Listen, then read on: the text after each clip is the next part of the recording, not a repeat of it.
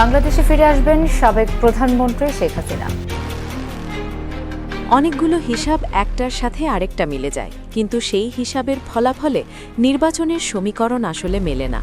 তাহলে কি 12ই ফেব্রুয়ারি নির্বাচন হচ্ছে না? 2024 সালের 5ই অগস্ট ছাত্র জনতার গণ অভ্যুত্থানের মুখে ক্ষমতাচ্যুত হন সেই সময়ে প্রধানমন্ত্রী শেখ হাসিনা। ভারতে পালিয়ে যান তিনি। তারপর তার বিরুদ্ধে অনেকগুলো মামলা হয়েছে। আইসিটির একটি মামলায় তার ফাঁসির রায় হয়েছে। অথচ এই নির্বাচনের বছরে এসে একের পর এক মামলা থেকে অব্যাহতি পাচ্ছেন তিনি। প্রথম মামলাটি ছিল জুলাইয়ে এক ব্যক্তির নিহত হওয়ার মামলা। পুলিশ তদন্ত করে পেয়েছে ওই ব্যক্তি নিহত হননি, তাই এখন মামলার বাদীর বিরুদ্ধে মামলা করা হচ্ছে। এর পরের ঘটনা আরও ভয়ানক। জুলাই আন্দোলনে আহত ব্যক্তির পক্ষে মামলা করা হয়। সেই মামলাতেই জুলাইয়ে আহত ওই ব্যক্তিকে খুঁজে পায়নি পুলিশ। শেখ হাসিনা সহ 115 জন বিবাদীর সবাইকে মামলা থেকে অব্যাহতি দেওয়া হয়। এর মধ্যে আরেকটি বড় খবর, বুধবার আইসিটি আদালতে হাজির হন। আইসিটি আদালতে মৃত্যুদণ্ডপ্রাপ্ত মৌলানা আবুল কালাম আজাদ, যাকে বাচ্চু রাজাকার বলা হয়, বাচ্চু রাজাকারের বিচার হয়েছে আন্তর্জাতিক অপরাধ ট্রাইব্যুনালে। এই একই আদালতে শেখ হাসিনারও বিচার হচ্ছে। বিচার শুরু থেকেই মৌলানা পলাতক ছিলেন। জুলাই অভ্যুত্থানে ক্ষমতাচ্যুত শেখ হাসিনাও বিচারের আগে থেকেই পলাতক। বিচার ও রায়ের সময় তিনি অনুপস্থিত ছিলেন। শেখ হাসিনাও অনুপস্থিত। রায়ের সময় উপস্থিত না থাকায় তার আপিলের সুযোগ ছিল না। শেখ হাসিনারও সেটা নেই। কিন্তু এখন পরিবর্তিত পরিস্থিতিতে রায়ের 13 বছর পর আদালতে আত্মসমর্পণ করে ন্যায় বিচারের প্রত্যাশা করছেন তিনি। যদি আদালত তার আবেদন গ্রহণ করে এবং তার মৃত্যুদণ্ডের আদেশ বাতিল করে, তাহলে একই প্রক্রিয়ায় শেখ হাসিনারও রেহাই পাওয়ার সুযোগ তৈরি হয়ে থাকবে। প্রশ্ন উঠেছে, আদালতে শেখ হাসিনার পক্ষে এমন নজির রেখে যাওয়ার জন্যই কি সরকার নির্বাচনের আগে তড়িঘড়ি করে বাচ্চু রাজাকারের বিচার প্রক্রিয়া নতুন করে শুরু করতে যাচ্ছে? এ তো গেল একদিকের হিসাব। আরেকদিকে আছে আওয়ামী লীগ। আওয়ামী লীগের পলাতক নেতারা হঠাৎ করে সক্রিয় হয়েছেন। শনিবার সাবেক পররাষ্ট্রমন্ত্রী ড. হাসান মাহমুদ বলেছেন, ড. ইউনূস সরকার চলে গিয়ে অন্য কোনো অন্তর্বর্তী সরকার যদি আসে, তাহলে নির্বাচনে যাবে আওয়ামী লীগ। তার ঠিক দুদিন আগে ভার্চুয়াল মিটিংয়ে শেখ হাসিনা বলেছেন, আমরা নির্বাচনে যেতে চাই। আমরা তো নির্বাচন বর্জন করিনি, তাহলে আমরা নির্বাচনে নাই কেন? অঙ্কের আরও হিসাব বাকি আছে। এই যখন অবস্থা, ঠিক সেই মুহূর্তেই জামায়াতের নেতৃত্বাধীন 10 দলীয় জোটের শরিক জুলাই আন্দোলনের তরুণদের সংগঠন এনসিপি নির্বাচন বর্জন করার কথা বলছে।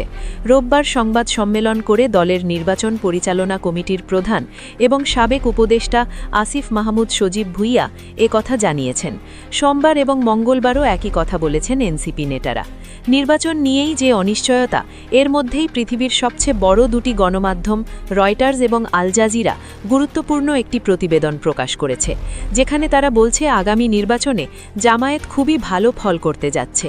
তারা সরাসরি বলছেন না জামায়াত ক্ষমতায় যাবে, তবে তারা বলছে জামায়াতের এই উত্থান বাংলাদেশের মধ্যপন্থী এবং সংখ্যালঘু সম্প্রদায়ের মধ্যে উদ্বেগ সৃষ্টি করেছে। হঠাৎ করে আন্তর্জাতিক মিডিয়া জামাতকে নিয়ে ভয় দেখাচ্ছে কেন? এই প্রশ্ন যখন, ঠিক তখনই সারা দেশে জামায়াতের নির্বাচন নিয়ে সহিংসতা প্রতিরোধের কমিটি করার খবর আসছে। এদিকে শেখ হাসিনার আশ্রয়দাতা দেশ ভারত বাংলাদেশ থেকে তার সব নাগরিকদের দেশে ফিরিয়ে নিয়ে যাচ্ছে। বাংলাদেশের বিভিন্ন দূতাবাস এবং উপদূতাবাসে কর্মরত ভারতীয়দেরকে বিশেষ বিমানে করে ভারতে ফিরিয়ে নেওয়া হয়েছে। অন্য নাগরিকদেরও বাংলাদেশে থাকার বিষয়ে সতর্ক করেছে দেশটি। এতগুলো খবর, এত ঘটনা, সবগুলোই একটা আরেকটার সঙ্গে সম্পর্কিত। কিন্তু এর মধ্যে আপনি কি কোথাও দেখতে পেলেন 12ই ফেব্রুয়ারি নির্বাচন অনুষ্ঠিত হতে যাচ্ছে? কিংবা নির্বাচন যদি হয়ও, নির্বাচনের পর আপনি দেশে সুষ্ঠু স্বাভাবিক কোনো পরিস্থিতির ইঙ্গিত পাচ্ছেন? সব ঘটনা থেকে একটা বিষয় পরিষ্কার, কোনো এক অজ্ঞাত শক্তি হঠাৎ করেই শেখ হাসিনা এবং তার দল আওয়ামী লীগকে সামনে নিয়ে আসছে। আপনাদের মনে থাকার কথা, ড. ইউনূস কিছুদিন আগেই বলেছিলেন, প্রতিহিত আওয়ামী লীগ নির্বাচন ভণ্ডুল করার চেষ্টা করছে। হাওয়ায় মিলিয়ে যাওয়া সেই আওয়ামী লীগকে এখন বেশ সক্রিয় দেখা যাচ্ছে। সর্বশেষ শেখ হাসিনার ছেলে সজীব ওয়াজেদ জয় আল জাজিরার সাথে সাক্ষাৎকারে যা বলেছেন তা খুবই ইঙ্গিতবহ। তিনি বলেছেন, দেশের 40% মানুষের প্রতিনিধিত্ব করা আওয়ামী লীগকে ছাড়া নির্বাচন সফল হবে না। তিনি একই সাথে বলেন, আমাদের প্রতিবাদে ক্র্যাকডাউন করা হলে সেটা সহিংসতায় পরিণত হবে। তিনি আরও বলেন, আমরা সহিংসতা চাই না, কিন্তু আপনি যদি কাউকে কোণঠাসা করেন, দেওয়ালে পিঠ ঠেকে গেলে তারা কি করবে? আবারও একই প্রশ্ন, জয় যে প্রতিবাদের কথা বলছেন, সেই প্রতিবাদ কি? তাহলে নির্বাচন ভণ্ডুল করার ষড়যন্ত্র, সেজন্যই প্রস্তুত হচ্ছে জামায়াত, সেজন্যই কি নির্বাচন বর্জনের কথা ভাবছে এনসিপি, কিংবা আরও স্পষ্ট করে জানতে চাই আওয়ামী লীগকেই বা কেন হঠাৎ এত স্পেস দেওয়া হচ্ছে, তাদের ফিরে আসার পথ করে দেওয়া কিংবা নির্বাচনে আনার জন্যই কি এত আয়োজন? কিন্তু তারা তো বলছে অন্য সরকারের অধীনে তারা নির্বাচনে যাবে না। তাহলে দেশের মানুষ 12ই ফেব্রুয়ারি নির্বাচনের মাধ্যমে একটি গণতান্ত্রিক এবং স্থিতিশীল বাংলাদেশ দেখার জন্য অপেক্ষা করছে। সেই স্থিতিশীল বাংলাদেশ কি আসলেই আসছে? রেখে গেলাম অনেকগুলো প্রশ্ন। আপনি কি মনে করেন কমেন্টে মতামত লিখুন। পরবর্তী নিউজগুলো পেতে আমাদের বাংলা টিভি 24 চ্যানেলটি সাবস্ক্রাইব করে রাখুন।